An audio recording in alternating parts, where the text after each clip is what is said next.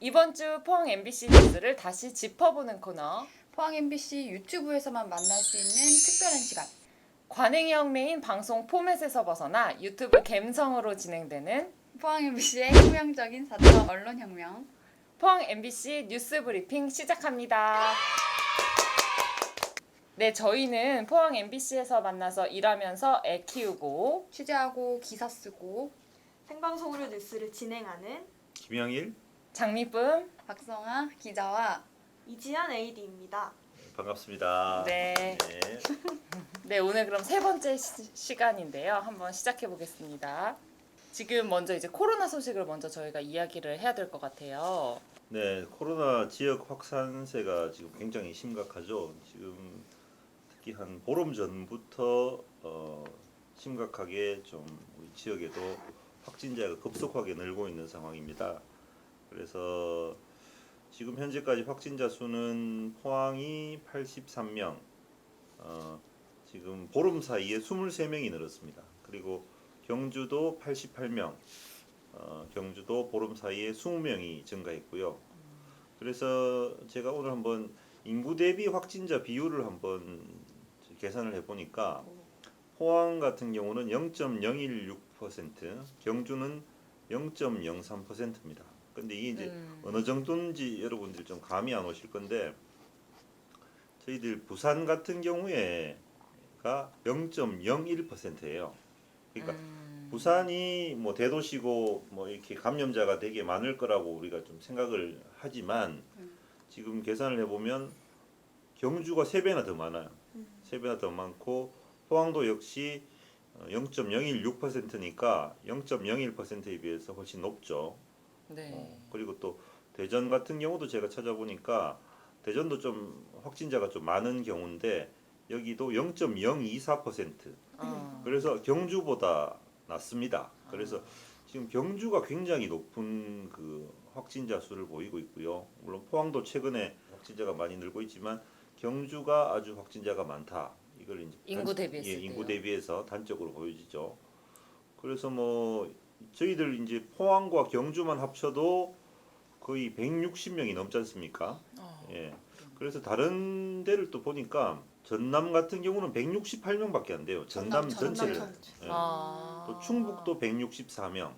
경주, 포항 합친 숫자하고 비슷하죠. 네. 그리고 전북 같은 경우는 117명에 불과하고 좀 많은 데가 이제 경남 같은 경우는 287명. 네, 네. 뭐 그렇다 하더라도 저희 같은 경우하고 비교하면 뭐 시군 수라든가 이런 걸 비교한다면 포항과 경주가 굉장히 빠르게 확산세를 보이고 있다. 이렇게 볼 수 있죠. 지금 상황이. 심각하네요. 지금 뭐 서울 수도권은 조금 잠잠해졌다고 하는데 저희는 도리어 지금 반대로 조금 늘어나고 있는 상황이네요. 예. 저희 그 코로나 지역 감염 지금 이제 많이 확산되고 있는 건데 주요 원인을 뭐 한 3가지 정도로 정리할 수 있다고 하잖아요. 어떻게 정리할 수 있는 거죠? 일단 가장 먼저 감염 경로를 알 수 없는 사례들도 나오고 있고요. 특히 경주 같은 경우에 이제 깜깜이 감염이라고 하죠. 이렇게 감염 경로를 알 수 없는 사례가 좀 다수 발생하고 있어서 안 그래도 아까 말씀하신 것처럼 경주에 좀 많이 발생하고 있는데 감염 경로조차 알 수 없어서 좀 이제 애를 먹고 있는 경우가 많고요. 또 뭐 포항에서도 마찬가지로 이제 가장 최근에 좀 발생하고 있는 79번 확진 환자 같은 경우에는 그 감염 경로를 알 수 없다고 합니다. 이분 같은 경우에는 그 성모병원 네네. 입원하기 전에 먼저 선제적으로 검사해서 나온 분인데 이분 같은 경우에도 좀 이제 그런 감염 경로를 파악하기가 좀 어려운 부분이 있다고 합니다. 그래서 뭐 GPS를 추적해서 뭐 네네. 파악하고 있는 중이라고 하는데 뭐 그런 경우가 있고요. 또 이제 가장 이제 뚜렷하게 나타나는 거는 그 방문 판매 업소에서 모여가지고 뭐 퍼지거나 아니면 다단계 업소 네네. 이런 식으로 좁은 공간에서 여러 명이 이렇게 모여 있던 경우에 퍼진 경우가 많은데요.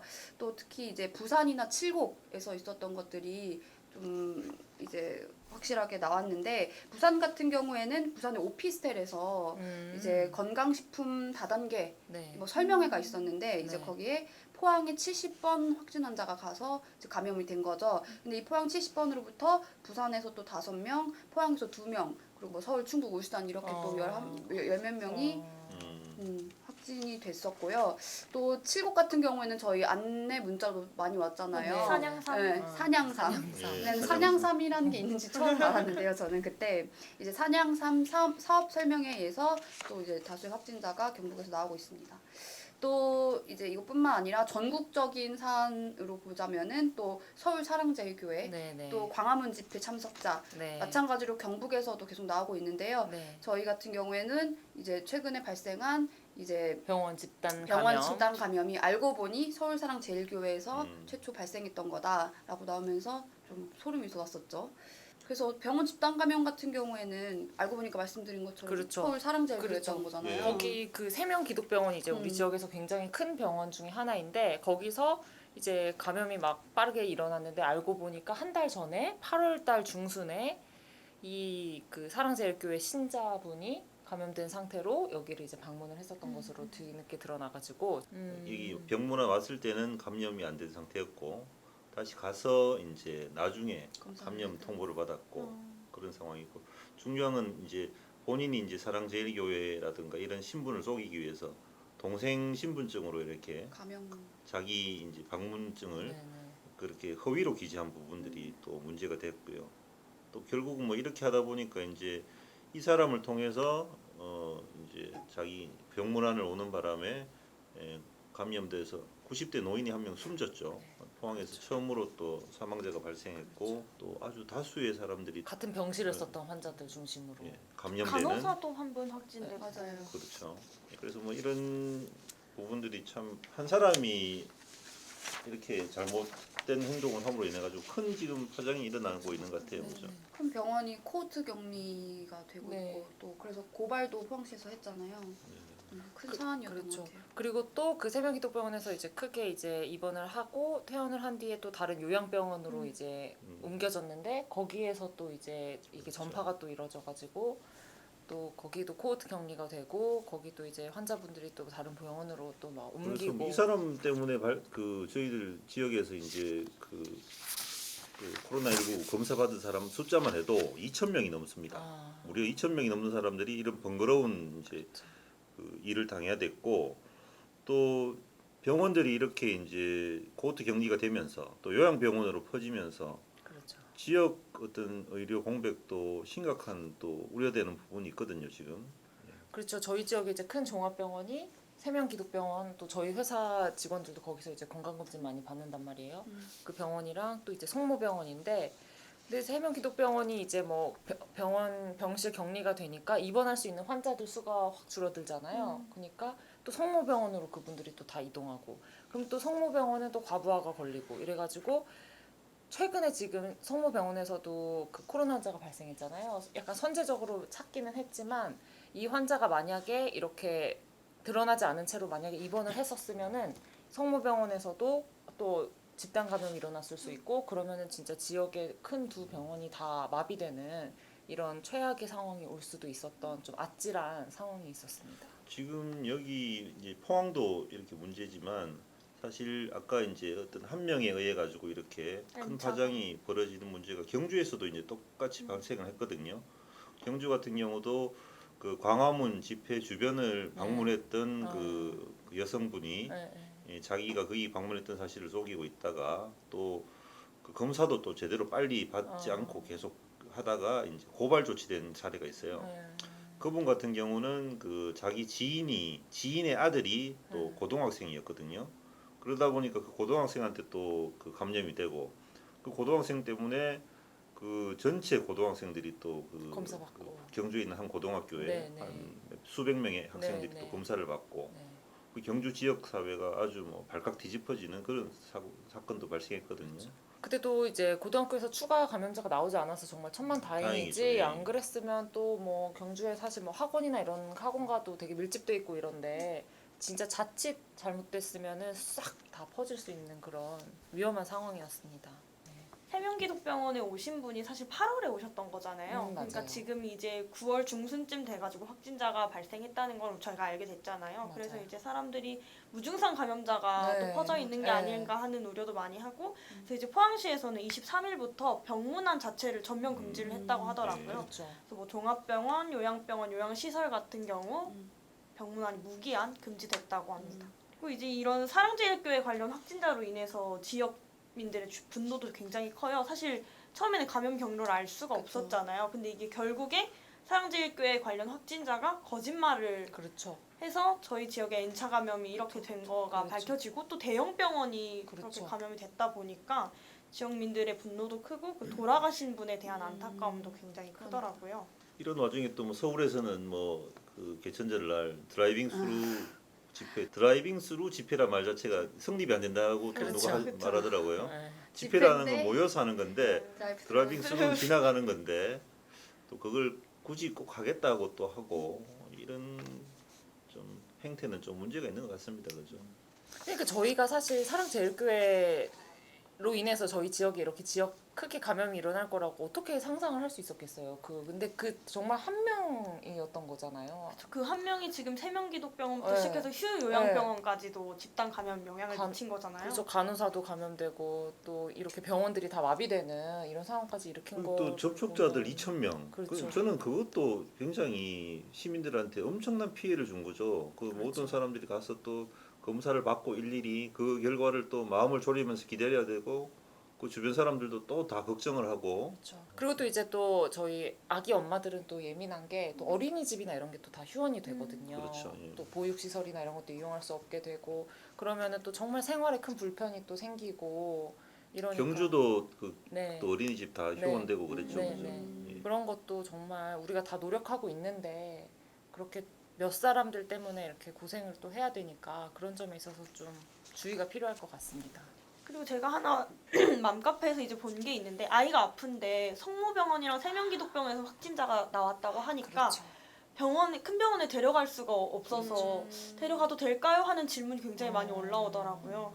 그리고 또 그런 경우에 또 문제가 뭐냐면 그래서 만약에 성모나 뭐 세명기독병원 말고 다른 뭐 경북대병원이나 이런 다른 병원을 가더라도 이게 또 포항에서 왔다고 하면은 맞아요. 굉장히 또 약간 검사를 뭐 먼저 하게 한다든지 아니면 좀 이렇게 더 이렇게 조심을 시킨다든지 하면서 그렇죠. 약간 예. 좀 기피하는 현상이라든지 그런 약간 제가 3월 안타까운 초에 일들이 많죠. 3월 초에 해외에서 이제 들어왔는데 제가 스페인을 방문했다 들어왔어요. 근데 이제 제가 건강검진 뭐 차 해외에서 있다 왔으니까 병원을 갔는데 제가 스페인에 방문을 했다고 하니까 2주 뒤에 병원을 오라고 하더라고요. 지금 못 한다고. 네, 심각한 상황이 아니면 2주 뒤에 오라고 하고 그리고 그때 당시에 이제 대구 코로나가 굉장히 심각한 상황이었는데 아예 대구 사람은 받아주지를 않는 방문자조차도 받아주지를 않는 병원에서 그런 상황이었어요. 그래서 저희 지역 병원뿐만 아니라 이제 다른 지역으로 가더라도 저희 지역 그렇죠. 사람들이 검사를 받을 수 없는 그렇죠. 상황이에요. 이게 굉장히 막 부당하다고 느껴지고 항의도 하고 싶고 이런데 또 그 병원 입장에서는 혹시 모를 어떤 감염을 또 차단하는 입장에서 그렇게 한다고 하면 정말 이게 더 이렇게 얘기하기도 그렇고. 한 명의 확진자가 수십 명의 확진자를 네. 낳을 수가 있어요. 네. 저희 같은 경우는 지역 의료 여건이 안 그래도 좀 열악하지 않습니까? 열악한 상황인데 그것마저 지금 제 기능을 못 하게 된다면 정말 아까 말씀하셨듯이 어린 애가 있는 부모들이나 이런 분들은 굉장히 곤란하죠. 뭐 갑자기 열이 날 수도 대구나 있고요, 멀리 가면. 뭐 울산이나 갈 수도 없는 거. 가도 또 방금 말씀하셨듯이 네. 어디서 왔냐 뭐 네. 이런 걸 받으니까. 포항시에서 이런 지역 감염을 확산세를 줄이기 위해서 이번 추석 연휴가 바로 있는데 그때 이제 이동을 자제해달라 그리고 고향 방문을 자제해달라라는 공고를 하고 있죠.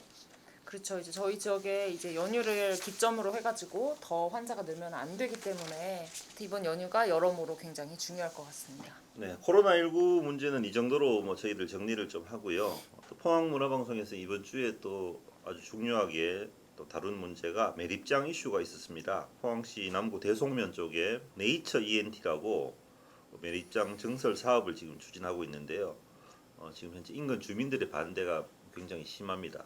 그래서 이 네이처 ENT라는 매립장이 저희들이 이제 확인을 해보니까 30년 이상 운영되어 왔던 매립장이에요. 네. 그래서 이 네이처 ENT가 과연 어떤 매립장인지 우선 취재를 했던 박 기자가 한번 좀 설명을 좀 해주세요. 예. 네, 매립장이 30년 넘게 운영되긴 했는데 네이처 ENT가 30년 동안 운영했던 건 아니고요. 아, 예. 그 당초에 이제 1988년에 유봉산업이라는 데서 이제 국내 최초로 산업 폐기물 매립장으로 문을 열었었고요. 그 뒤로 이제 안암환경이라는 데서 인수해서 운영을 하다가 2003년에 이제 네이처 ENT의 전신이었던 동양에코가 인수해서 지금까지 운영 중인 뭐 폐기물 매립장입니다. 네이처 ENT하고 이제 동양이건 같은 회사죠. 그러면 네네, 이름을 이름만 바꾼 좀 바꾼 겁니다. 거죠, 그죠? 아. 네. 그럼 이 매립장이 지어진 지 벌써 한 30년이 지났는데 왜 또 증설을 하려고 하는 건가요? 네이처 ENT 측에서는 이제 증설하는 이유로 이렇게 말하고 있어요. 이제 그 과거에 유봉산업에서 운영할 당시에 그 대구 경북 특히 대구 쪽에 뭐 섬유산업 네. 이런 게 네, 발달했었잖아요. 맞죠. 네. 그때 이제 거기서 나오는 염색 슬러지 이런 폐기물들을 이제 매립했었는데 그때 당시에는 폐기물 관리되는 그런 법들이 좀 부실했기 때문에 지금보다 이제 그냥 덤핑을 했다는 거죠. 그냥 갖다 놨다는 거죠. 그러니까 지금 같은 경우에는 이렇게 뭐 폐기물을 매립할 때 뭐 다짐 작업을 하고 뭐 이런 식으로 해야 되는데 그때 당시에는 그런 다짐 작업이 없었고 그렇기 때문에 그 염색 슬러지라는 것들이 좀 이제 수분을 머금은 상태로 이제 매립을 그냥 그대로 돼 있어서 고형화가 되지 않아서 그 안에서 이제 움직인다는 거죠. 그렇기 때문에 뭐 언제든지 이런 매립장에 뭐 제방 옆에 이렇게 제방 같은 것들이 무너져서 뭐 외부로 유출될 사고의 가능성이 있다 이렇게 주장하고 있고 또 그렇기 때문에 이 문제를 해결하기 위해서는 안정화 작업이 필요한데 뭐 그 고형화를 시키고 뭐 이렇게 한 안정화를 위해서는 그 매립된 그 폐기물들을 이제 파내서 고형화 작업을 옮긴다. 한 뒤에 이제 거기 옆에 있는 부지로 옮겨야 한다. 그리고 이제 그 옮기면 그 비잖아요. 원래 있던 공간이 빌 거 아니에요. 이제 그 공간에는 또 매립을 또 한다. 매립을 그러니까 다시 매립을 한다는 거죠. 결국은 거기에는 이제 새로운 매립장 면적이 더 넓어지는 효과가 있네요, 그죠? 그렇죠. 그러니까 옮기면서 원래 있던 매립된 원래 있던 것들을 옮기고 다른 데로 옮기고 그쵸. 비어 있는 곳을 또 매립장으로 사용하니까 네, 결국은 매립장이 더 증설되는 어떤 그런 결과가 된다. 그렇죠. 근데 현장을 직접 가보셨고 뭐 이렇게 포크레인도 직접 퍼주셨어요. 퍼는 걸 이렇게. 봤는데 실제 좀 보시니까 어때요? 이렇게 펐을 상태 때 뭐 냄새가 좀 심했고요. 악취가 예, 예. 이렇게 펐을 때 악취가 심했고 그 뭐 염색 슬러지라고 하는 그런 뭐 검은 뭐 이렇게 것들이 이렇게 올라오긴 하더라고요. 이게 그게 뭐 좀 약간 액체 상태로 이렇게 질퍽, 막 질퍽. 질퍽- 액체까지는 아니었습니다. 액체는 아니고요. 액체는 좀 아니고 질퍽- 뭐 진흙 정도라고 보면 될 것 같은데요. 그게 그러면 이제 과연 그렇게 새로 이렇게 옮겨가지고 좀 안전 조치를 해야 될 정도인지 아닌지는 우리 일반인들은 봐서는 잘 판단하기 힘들잖아요. 그렇죠. 제가 봐서나 뭐 주민분들이 봐서나 뭐 우리가 봐서는 잘 모르겠죠. 이게 꼭 그렇게까지 해야 되는 건지 정말 이걸 하는 게 타당한 건지 모르겠고 근데 그쪽 입장은 어쨌든 그쪽 입장은 그쵸. 뭐 저희 안전 평가라든가 이런 걸 받아 보니까 D 등급이 나올 네, 정도로 네, 상태가 안 좋다. 그래서 그렇죠. 빨리 이걸 안 옮기면 무너지거나 뭐 여러 가지 그 환경 재앙으로 이어질 수 있다. 그래서 빨리 이걸 해야 된다. 뭐 이런 논리다, 그죠? 네, 그쪽에서는 그런 입장입니다. 근데 이 주변에 주택가도 많고 또 이제 새롭게 주거지도 많이 생겨가지고 그렇죠. 주민들이 좀 반대를 많이 한다면서요. 네, 네. 장 기자가 또 취재를 했죠. 네네. 예.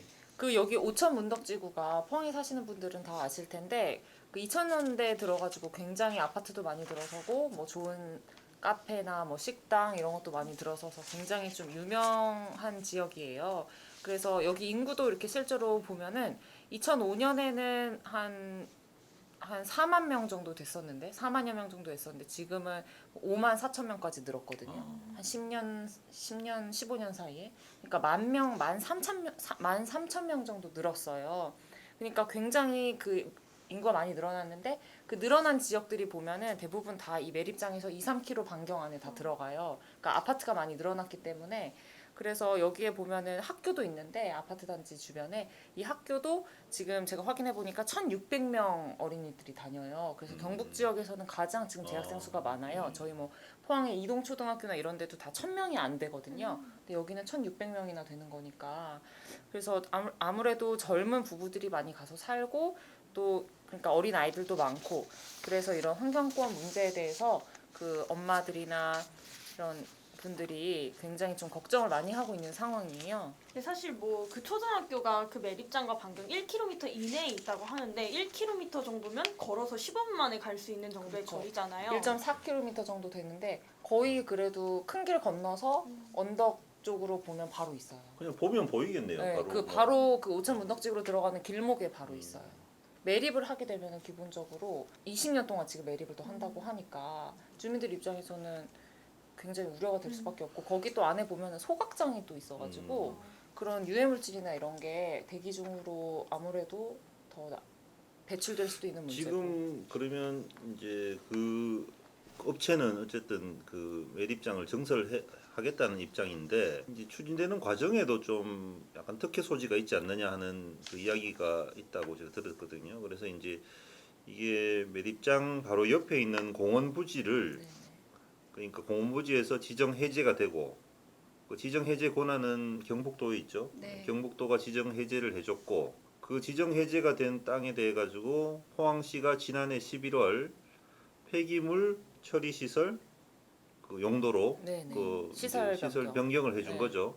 그러면 여기는 언제든지 이제 폐기물 시설을 할 수 있는 할수 공원 있죠. 부지가 이제 폐기물 시설 부지로 이제 바뀐 거죠. 바뀐 건데 과연 뭐 이게 그 업체 주장대로 그냥 그 당연히 해야 될 일인지 아니면 특정 업체에게 특혜를 준 건지 좀 논란이 있다면서요? 네네. 그러니까 이게 보통 저희가 이런 보통 땅들에 대해서 부지들에 대해서 시설 변경하고 용도 변경하는 게 되게 까다롭다고 하더라고요. 그래서 도시 시설 계획 변경 이런 걸 통해서만 할 수 있는 건데 그것도 이제 시청의 허가를 그러니까 꼭 받아야 되는 거고 이거 같은 경우에도 의회 통과를 해야 돼요. 그래서 뭐 누가 하고 싶다고 해가지고 내가 할 수 있는 게 아니고 여러 가지 검증도 받아야 되고 이런 그 증명하는 과정 절차들이 의무적으로 필요한데 이게 지금 작년 11월에 이게 지금 용도 그 시설 결정이 됐는데 이 당시에 이게 주민들에게 전혀 알려지지 않은 상태에서 일단은 이루어졌어요. 예. 그래서 주민들도 이 폐기물 매립장 증설에 대해서 올해 3월 정도에 이제 지정 환경 영향평가 관련해서 지정 고시가 된 이후에 이걸 알게 됐고 또 의회 제가 취재를 좀 해보니까 의회에서도 의원들도 다른 의원들도 잘 모르더라고요. 모르는 의원도 있고. 모르는 의원들도 잘 있고. 근데 이게 의회 표결을 했단 말이에요. 전체 표결을 했어요. 그러니까 사실 이게 당연히 다 알아야 되는 건데 이걸 모른다는 얘기는 그러니까 결국 어떤 의미 있는 토론이라든지 진짜 여기에 뭐 매립장이 들어서는 게 맞느냐 아니냐 이런 거에 대해서 의원들이 제대로 검토를 하지 못했다는 거예요. 그러니까 그런 상황에서 이게 지금 약간 졸속으로 지금 된 낌새가 보이는 거죠. 저희가 볼 때는. 그래서 환경단체 같은 경우에는 지금 이렇게 매립장을 뭐 D등급 받고 이래가지고 이거를 지금 증설을 해야 된다고 얘기하는데 안정화 얘기를 하는 거잖아요. 이거는 결국에는 사업주가 책임져야 될 사안이라는 거예요. 그렇죠, 당연하죠. 그 사업자가 이걸 매립을 하면 그 매립을 한 거에 대해서 당연히 이거를 유지하고 그 안전하게 하는 거 조건으로 해가지고 그 돈을 받는 거잖아요. 그러니까 이런 거죠. 그 이제 이 네이처 ENT가 이 매립장을 이제 매입을 할 당시에 그러니까 한쪽에는 이미 매립된 상당량의 매립된 그 터가 있고 또 신규로 매립할 수 있는 터가 있고 한데 이 전체를 매입을 했는 거니까 어쨌든 간에 이 기존에 매립돼 있는 부분에 대해서도 당연히 책임이 있다. 관리 감독할 책임이 있다. 그렇죠. 그래서 여기서 발생하는 문제는 이 업체가 알아서 할 일이지 네. 이걸 시에서 인허가까지 이렇게 변경을 해주면서 네, 공원부지를 네. 바꿔작업하면서까지 네. 이 문제 해결에 시가 도움을 줄 필요가 있느냐. 네. 또 이 업체는 이걸 이 옮김으로 인해 가지고 앞으로 20년 동안이나 더 이 사업을 영위할 수 있는데 네. 그러면 막대한 또 수익을 거둘 건데 그럼요. 그럼 이건 특혜가 되지 않느냐. 네, 이런 네. 논리 같아요. 보니까. 네. 저도 이제 그 부분이 궁금해서 그때 찾아갔을 때 물어봤어요. 업체 측에. 애초에 인수할 때 이런 사안을 알고 인수한 게 아니냐. 그거에 대해서 좀 물어봤었는데 1994년도에 사고가 있었고 뭐 이런 부분에 대해서는 알고 인수했다. 그분이 네네. 알고 인수한 건 맞다라고 네. 인정은 했고요. 근데 이 정도로 심각한지는 몰랐다라고 아, 나중에 보니까 말을 하셨습니다. 그래요. 그래서 업체 입장도 저희들이 이제 말씀드리면 어쨌든 이걸 누군가는 해결을 해야 되는데 굉장히 심각한 문제인데 이걸 뭐 어떤 다른 다른 업체 같은 경우는 그냥 도망을 가버리는 경우도 있다. 이렇게 뭐 방치해 놓고. 네.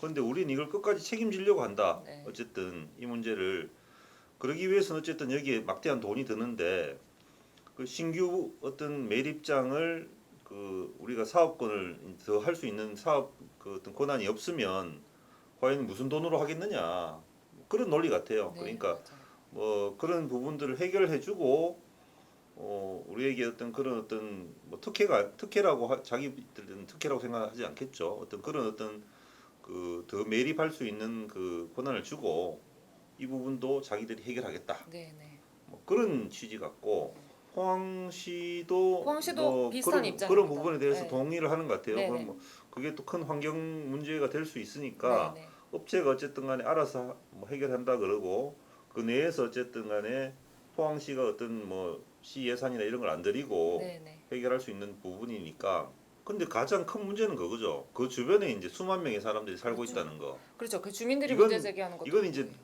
그 포항시나 그 기업의 논리고 그 논리가 아무리 타당성이 있다 네, 하더라도 그 반대편에 또 주민들의 논리도 충분히 타당성이 있거든요. 네네.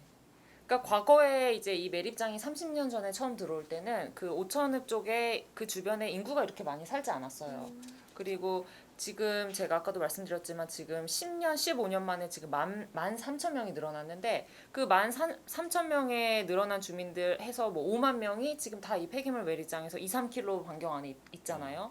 그러니까 이 주민들 입장에서는 이 매립장이 물론 기존에 있었지만 매립이 거의 끝난 상태에서 자기들은 들어왔는데 지금 다시 이 매립장이 2, 30년 동안 또 운영이 된다고 하니까 굉장히 사실 당황하고 놀랄 수밖에 없는 거죠.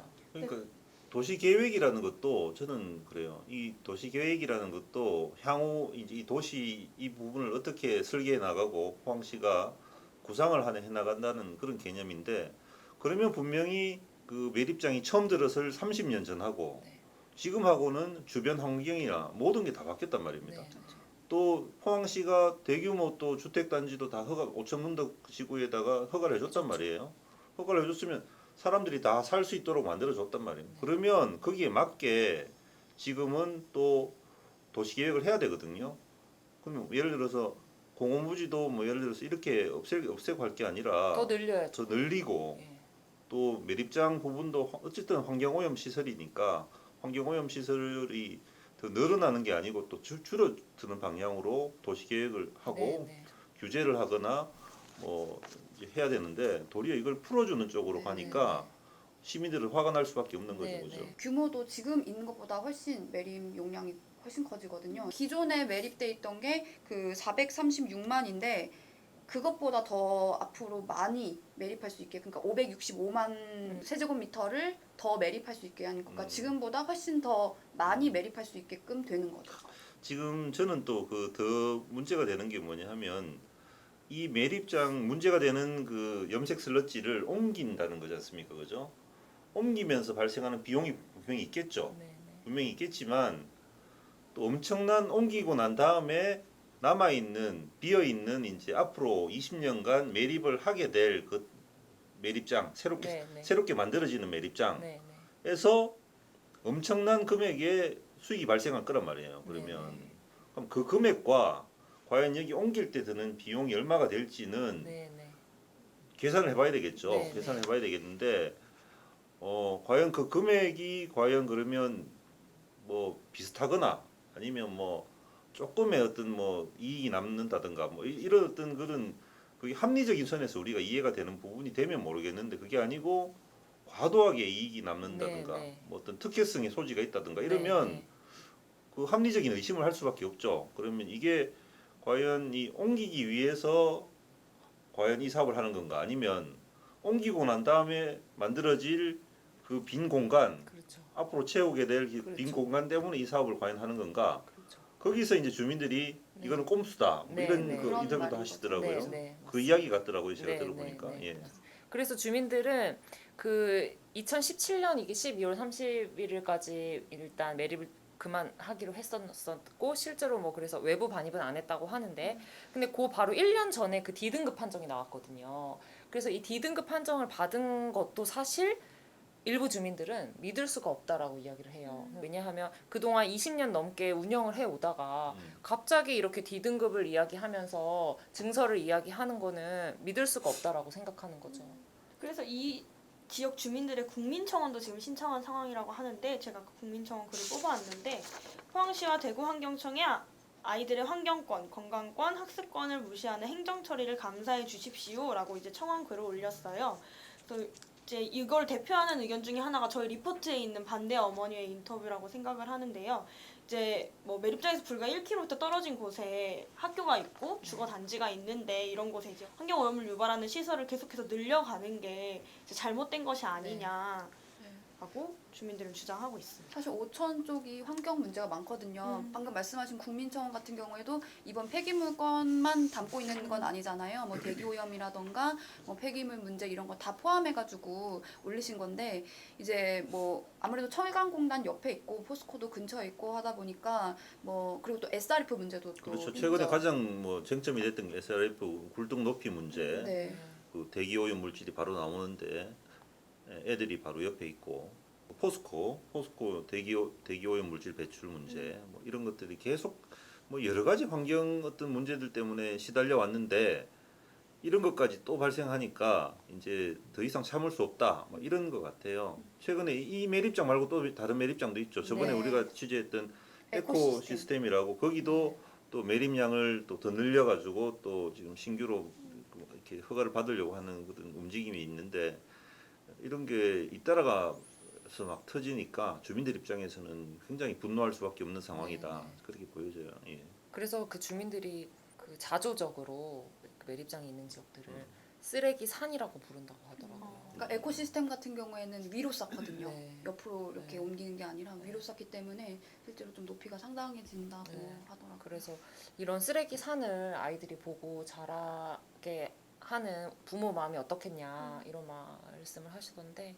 좀 포항시나 환경청에서 정말 좀 적극적으로 나서가지고 주민들 입장에서 좀 기업들에 대해서 어떤 필요한 규제라든지 이런 거는 적극적으로 좀 행사를 했으면 하는 마음입니다.